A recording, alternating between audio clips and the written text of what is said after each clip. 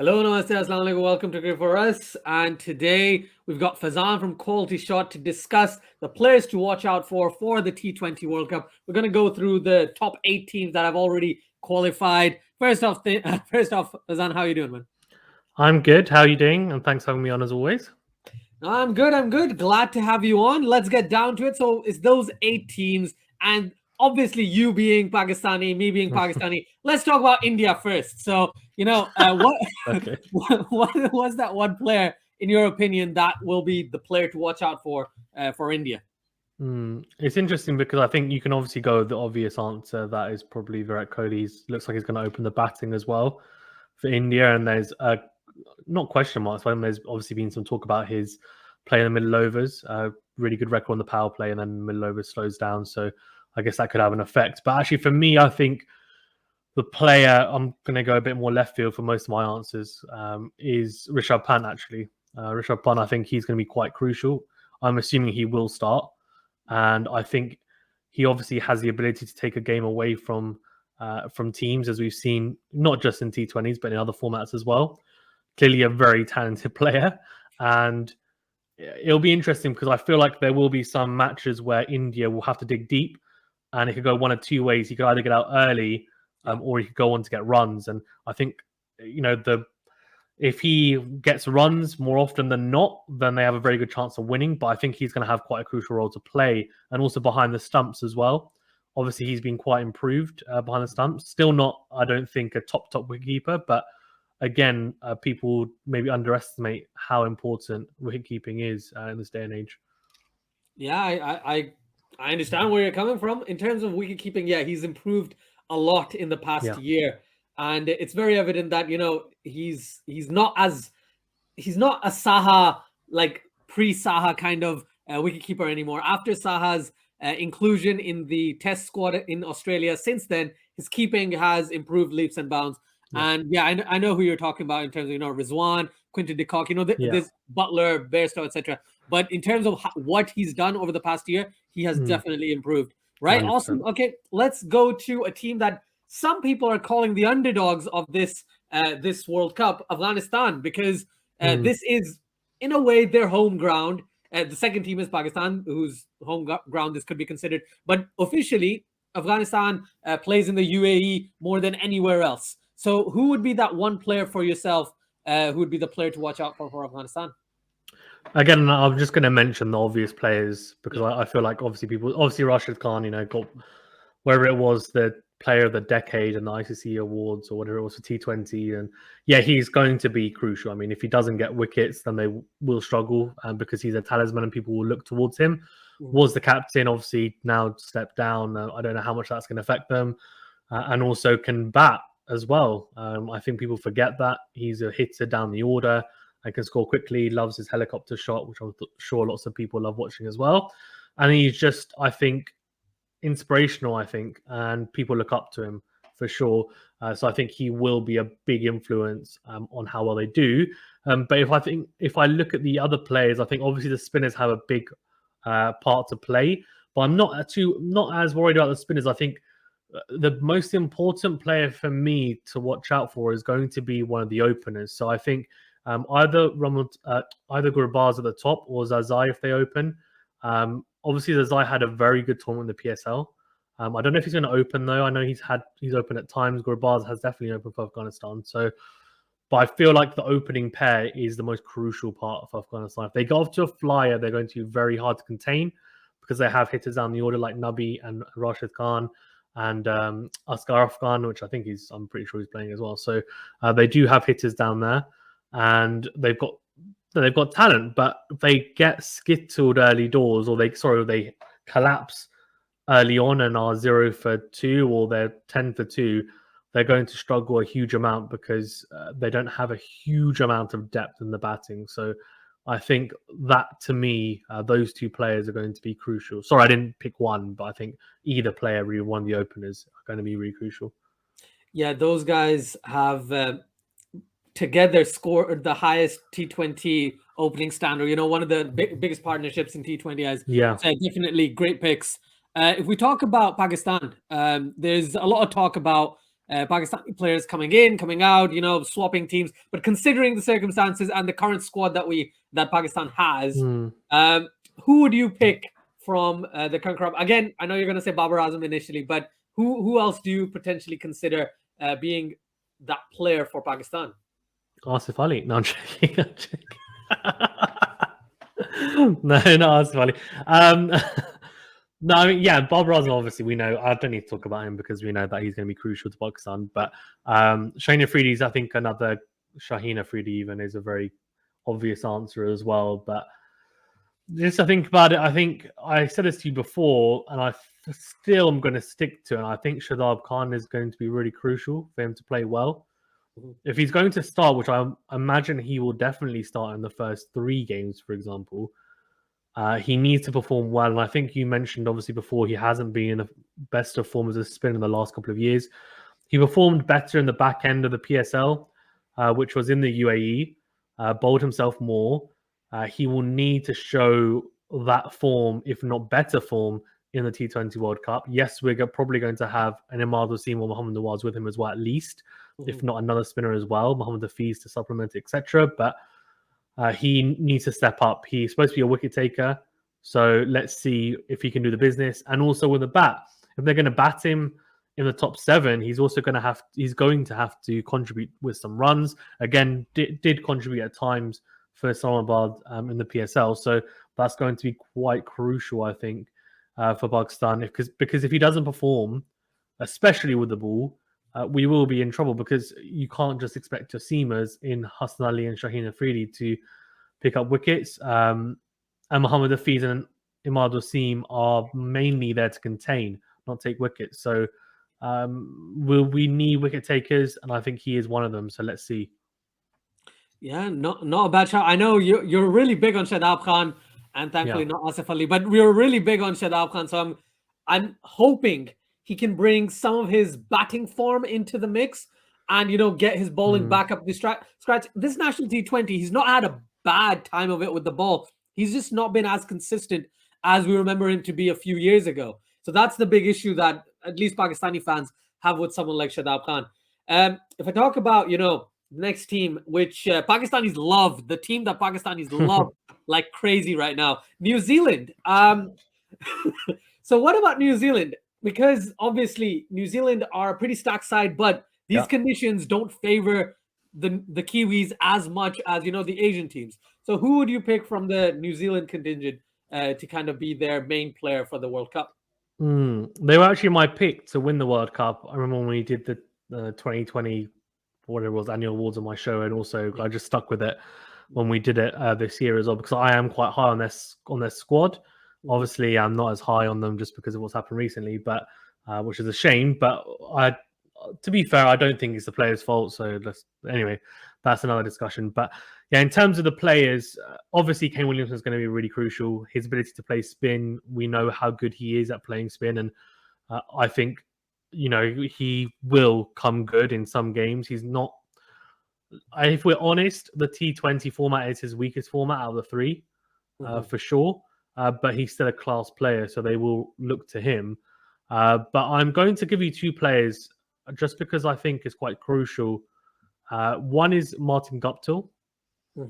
And again, these players are not players that I'm picking that I think they're going to do amazingly well. It's the players that I think need to do well in order for these teams to succeed.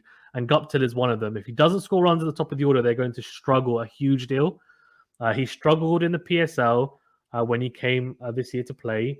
He struggled. He wasn't opening, though, to be fair. He was at 3 for the most part. But I don't think he likes the conditions. I genuinely don't think he does. So these aren't the hard, flat tracks that he's used to in New Zealand. Next year in Australia, he'll probably love it there as well. But these are different tracks, and I don't think he likes spin. And I think if you open up with spin against Martin Guptill, I think he will be uncomfortable, and teams will definitely do that. So let's see how he performs against that matchup. And I think if he gets runs, then they will be in a good position. And then bowling-wise, I think Ish Sodhi is going to be so important. I mean, flipping heck. I mean, he's the wrist spinner. He has to take wickets. Lockie Ferguson, we know, will take wickets because he's quick. On any deck, he will get wickets. Yes, they've got South. Yes, they've got Bolt, but they're swing bowlers. They're not going to have as much effect. Yes, Bolt can do it as well. We know, but they need to look to spinners, and we will see that as a theme. Maybe not as much as some people think, but definitely still to a degree. So Sodhi is going to be crucial, and he needs to really make and spearhead, I think, that New Zealand attack. And if he can make it his own, because again, Santner's like Imad Wasim, I think he's more in there to contain, then they're going to be in a good position. Yeah, that's I agree with Sodhi 100%. He'll be one of their key bowlers, and obviously Lockie Ferguson.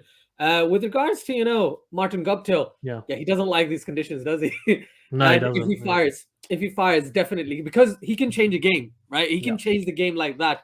And at the top of the order, even though your boy is going to be in there, I'm surprised you didn't say his name, right? But Martin Guptill, definitely a good shout. If we talk about Australia, a team that people are genuinely considering down and out completely. Yes, they lost to West Indies 4-1. They lost to New Zealand 3-2. They lost to Bangladesh 4-1. They're just not the greatest in T20s at the moment. However, they didn't play their best teams in Bangladesh nor in West Indies. So there's a lot of ups and downs with regards to that. Overall, Australia is going to be a dark horse potentially. I feel like they might just get they might just make it into the semifinals. From your opinion, Faizan, who's their player to watch out for? Also, I think they were 3-0 down though against New Zealand. So those last two matches, yeah. So I think New Zealand just gave it to them. To be fair, but I think. Sorry, Australian fans. But no, I agree with you. Obviously, it wasn't their strongest teams, but the players, I mean, the obvious answer, again, like Glenn Maxwell, given his current form, and we know how good he is in the T20 format when he is firing. Although ODI formats last year was his actual best format, which was interesting to see. But I think the issue Australia have is that the T20 format has never been given an importance. The ODI format always has been. That's why they've done so well in them. Test format as well, and now they're in a position where really no format is a strength really for them. They're not the strongest team, maybe in the top two of any format, which is for the first time in a long time. But they've always struggled with the T20 format. I just don't think they maybe give it as much importance. In terms of a player to look out for, though, I mentioned Glenn Maxwell, but I think obviously another obvious answer is someone like Zampa. I mean, he's going to have to perform well in these conditions, and if he doesn't, then they're going to struggle. And I think Mitchell Starc is going to be crucial as well. I mean, if he doesn't get wickets, then again, early doors, they will struggle. Hazelwood and Cummins. I mean, thing is, all these players, right? They play in all three formats. They've got 3 bowlers that play in all 3 formats, which is just crazy to say. Most teams don't have that. But I think at the top is where we're really going to look at. And my player is David Warner. And probably people might say, oh, that's quite an obvious one. And it is. And the reason why is because obviously he's been in pretty poor form in the IPL recently. But in general, we know that he can be a match winner. I think Finch will do the business, honestly. I think he will get some runs. I'm more confident that he will. And David Warner, though, needs to play his part because they've got Steve Smith, who is not, again, like Williamson, that's not his best format. It's his weakest format. Yes, he can perform well, but it's not his strength. It's not something that he's, he can go into autopilot with. They've got Glenn Maxwell, yes, but their middle order is not great. So David Warner is going to have to perform in some of the matches. Otherwise, they're going to struggle a huge deal. Yeah, the issue with David Warner, as you said, in the IPL, and dude hasn't played a T20 game since last September or something, right? When we both started our channels, right? This is madness. He hasn't played in an international T20 game out of the last, 14, 15 games Australia's played. He hasn't played any of them, right? So international T20, he's not played. On top of that, whenever he's played the IPL, he hasn't looked the greatest. No. Even last season, bring it this season, he's just not looked the greatest and not the best, sorry. And he was dropped effectively, and Jason Roy replaced him in the side. So yeah, David Warner on his day. Thing is, David Warner has so much pedigree, right? That you have to consider him as one of the players to watch out for. We talk about England, right? Yeah. England are only going with 2 spinners, which is something a certain mutual friend called Aaron of ours who is not a big fan of. He was like, let's get No. every single spinner from England into the side. But I don't know about that, but yeah, definitely 2 is not enough. What if one gets injured?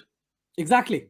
On top of that, Moeen Ali, yes, you can bank on him at least 3 overs, but sometimes he does go for runs. Adil Rashid can't be the sole spinner to kind of lead the attack. But yeah, long story short, England are not looking the best team either in this particular World Cup. Who would you pick as one player to watch out for from the England side?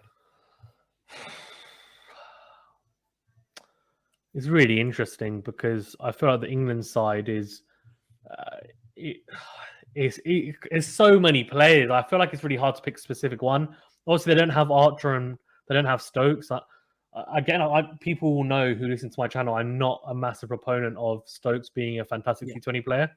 I think he's a fantastic player. But again, I think T20s is his weakest format, similar to Smith and Williamson.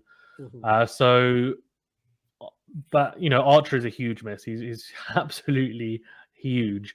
I don't know how they can't replace him. Tyrone Mills has come in, obviously, as a replacement. I don't know how many games he'll play, whether he'll play any. He may not. He might just be in the squad. But I think for me, the player to look out for, who I think is going to have to do the business because there was all this discussion, is Joss Butler. He's got to, because it's funny. I actually talked to Daniel Bell-Drummond recently, and I asked him about the England squad, and he actually thinks, like me and like you have for a very long time, that Joss Butler is the best number 5 in T20 cricket. He's the best finisher around, and I think he still is.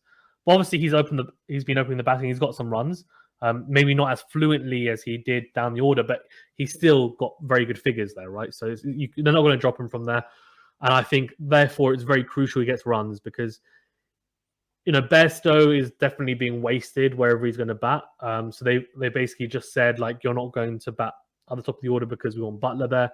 The balance of the team is slightly off because of it. But they've just said, we're going to put all our eggs in one basket with Butler. So if they're going to do that, he has to fire. And if he doesn't fire, they're in trouble because Jason Roy will come out gung-ho.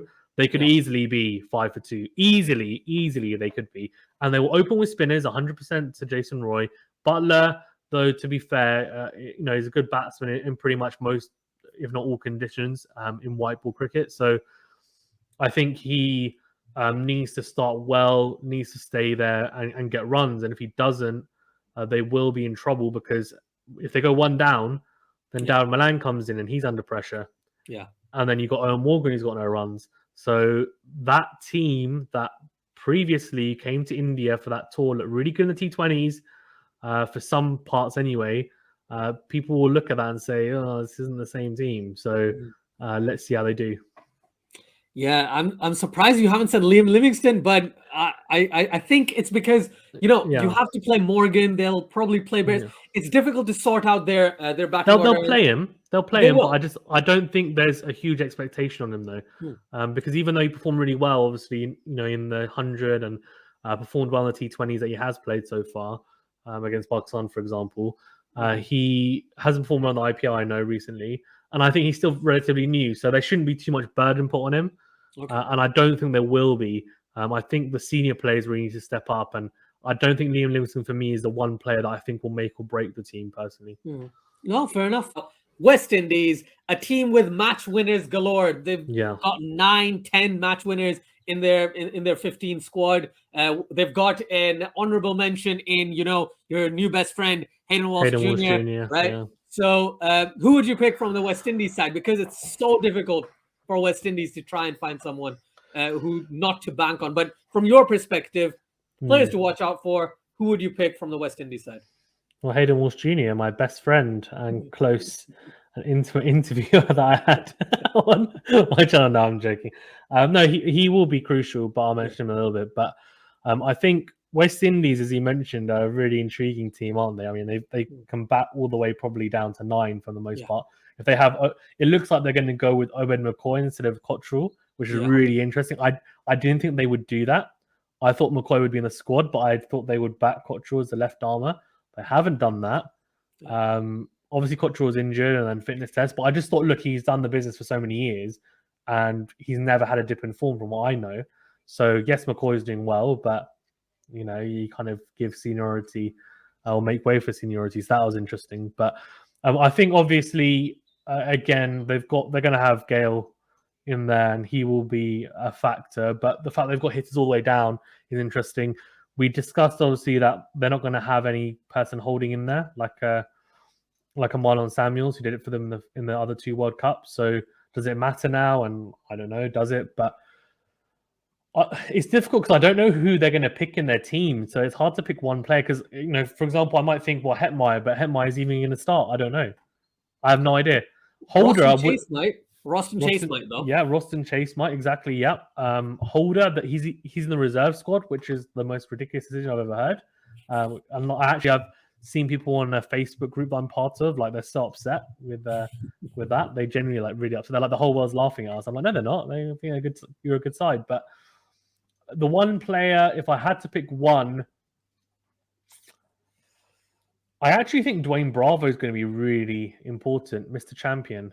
I think he's going to be really important because his slower balls, his experience, his ability to contain teams and also bowl well in at the depth is going to be really crucial in very, very high pressure situations. If he can contain, if he can get wickets, it's going to be really, really important for them. So I think he is a big, big player for them. And I think if he doesn't fire, they're in trouble because they don't really have a similar type of player to do the same business. And actually, an honourable mention, though, to Hayden Walsh Jr., just because the wrist spinners, I think, are going to be crucial in the UAE. He's improved a hell of a lot in the last 2 years. Obviously, performed really well against Australia recently. Really good googly. And like when I interviewed him a while back, like he was really hungry. He said, I want to be part of the squad, but not just part of the squad, but in the starting 11. And looks like he's going to get his way. So we're like, fair play to him. Yeah, definitely. He's been great, at least in the international setup, as well as the CPL and everything. But internationally, he's done a pretty good job since coming back. I thought Akil Hussain would be the standout spinner, but Hayden Walsh Jr. is kind of taking the reins. Let's talk about South Africa, a team that I thought South Africa was down and out completely. But then over the past week, 2 weeks, I have started to have discussions with people. They're like, no, South Africa is not too bad. South Africa is going to have a pretty good chance. So who would you pick as a player to watch out for from South Africa? And I'm assuming you won't pick Temba Bavuma. I might do. I think he... It's interesting because South Africa, I agree with you. When it first got announced, the squads, I was just like, South Africa, whatever. And I think as I've gotten closer, like you, I've thought, oh, hold on. But they've got Nortje, they've got Rabada, they've got De Kock, they've got, Van der Dussen, Shamsi, they've got Markram, who's been in really good form, right? So he's quality bat. And they've got all these players, Bavuma as well, if he's firing. They've got Bavuma. It's just like, okay, well, they've got all these players and David Miller as well and Pretorius. You're just like, oh, okay, well, kind of all coming into place. And because the first bits of talk was no Tahir, no AB de Villiers, no Duplessis, no Morris. And you're like, oh, well, they could probably do with those players. But I don't think they have a chance of winning it, personally. I think they have a chance of potentially making the semi-finals, of course. But in terms of player, I do actually think Bavuma is crucial because he's the captain. He is 90%, and there's a 90% chance he's going to open the batting because that's where he's done the best when he has played in T20. I think he averages nearly 50 opening the batting. So if he opens the batting with, I think it will be De Kock, and Markram at 3. Of course, De Kock is going to be crucial. We know that, but I think it's a given he's going to get some runs. And I think Bavuma is going to be crucial because he's the captain. If he doesn't get runs, there'll be pressure on him early doors. People already calling for his head now, and the tournament hasn't even started. So I think that will have an effect on the team if he doesn't perform well and he doesn't look like he's in good nick. That then trickles down to the rest of the team. And then bowling-wise, Shamsi is going to be so crucial. I mean, he has to get wickets. He genuinely has to get wickets. He doesn't get wickets and they are in a bad position because Maharaj might play as well, which is a really weird one, by the way, because I don't think he played a single T20. And he was captain. Correct, yeah, for that series against Sri Lanka and had a good domestic T20 season, but it was weird. They could play Fortune instead as well, left-arm spinner who has a little bit more experience, which sounds crazy to say because Maharaj has been around for ages. But Shamsi is crucial. The left-arm wrist spinner, number one, bowler in the world at the moment, rankings-wise, and he brings a lot of energy. He is so crucial in the middle overs, and if he gets wickets, he will potentially, and he will be a match winner if he does well. So they will look towards him. And of course, Nortje and Rabada are going to be, quite crucial as well, no doubt. They're quality bowlers. They're phenomenal. But I just think in these conditions, Shamsi is going to be, so crucial. Next year, when we do the same video for Australia, then it will be different bowlers and players, I'm sure. But Shamsi for me. No, sounds good. Yeah, Shamsi, T20, as you said, top-ranked bowler. And he's not disappointed whenever he's bowled. So, yeah, very, very, very impressive. Again, pre-IPL, obviously. But in general, he's been great for a number of years now. Thank you, Faizan, for, explaining your players to watch out for. Just last question before I let you go. Semi-finals, right? You have to pick 4 finalists for this T20 World Cup. Who are those 4 teams, in your opinion? Yeah, it's interesting, isn't it? Because I think if you look at the groups, for those who don't know, I think the strongest group is probably India, Pakistan, New Zealand, Afghanistan. Then we've got one of the qualifiers, so you could have a Sri Lanka or Bangladesh, one of the two probably. Plus another. You could have both. Yeah, I could have both as well. So, yeah, that's quite a tough group. I think given the conditions, I think Afghanistan are going to be a tough team to play, and I think New Zealand obviously are. I think from that group, I would love to say Pakistan, but I think most likely it's going to be India and New Zealand. If I had to, give a prediction, I think India and New Zealand will do it. Although given that the stick that New Zealand will get because of Pakistan, and Pakistan will be fired up, actually no, you know what? Forget it. I'm gonna change my answer. India, Pakistan. I'm going India, Pakistan. Quite optimistic. And the other group is England, Australia, West Indies, South Africa, isn't it? And then obviously whoever else qualifies. By the way, the qualifiers are going to have a really important part to play in these matches. If they cause an upset, which I'm sure that we will see at least one, it will really affect who get qualified. So I think that's what is going to be really beautiful about the whole format, but we'll see. And for that group, I don't think Australia will make it. I think it will be England, and I think it'll be West Indies. I think West Indies will do it. I think they have the gun, they have the guns, they have the firepower, and South Africa, I think, they might. I think every team is capable of beating each other in that group, for sure. But I can't see Australia doing it. I think South Africa got more of a chance personally, actually, but I think it will be England and West Indies. So England, West Indies, Pakistan, and India. Okay, fantastic. I think most people have said something similar, so it's good to see. People are predicting something similar, and maybe if I said this on a live stream that if Afghanistan, New Zealand, what was the other team? South Africa and Australia. South Africa and Australia. If all of those qualify, I will I will shave my head. I think I said something along those lines. So I can't wait for that. I'm hoping that doesn't happen. If all 4 qualify, then that would be a miracle and a shock and a half. But yeah, definitely. Thank you, Faizan. As always, a pleasure to have you on. For everyone watching, please like, share, and subscribe. Please do go over to QualityShot and Cricket Forest 2.0 and subscribe, do all the good stuff. Please check Faizan out on Instagram. Search QualityShot on Google. You'll find him. Same for Cricket Forest if you can. And yeah, thank you very much. And until next time, everyone, take care. Stay safe.